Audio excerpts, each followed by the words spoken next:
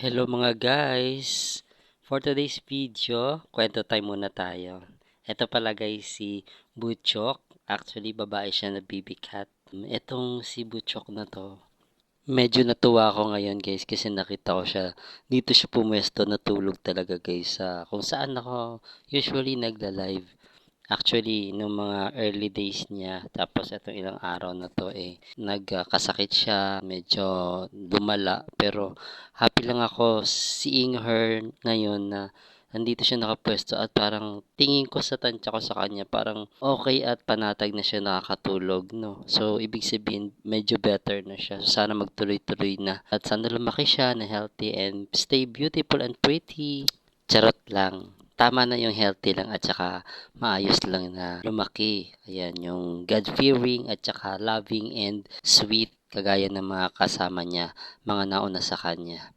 For now, just glad and I feel relief kasi kahit nagpupuyat, at least kahit pa paano nakikita ang resulta na para naka-recover na siya and actually oo naka-recover na siya kasi medyo sumasabay na siya sa mga malalaking mga kasama niya. Ayan po si Butchok or Chok for short. Ewan ko ba bakit yun tinawag ko sa kanya. Pero fun fact lang sa kanya guys ha.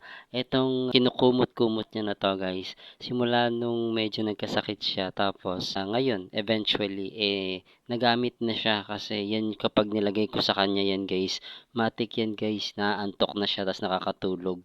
Ayan kaya ganyan na itsura niya. Parang panatag siya dyan sa tela na ginagamit na pantulog niya. So, ayan guys, short update lang. Thank you again for watching. See you again for the next video.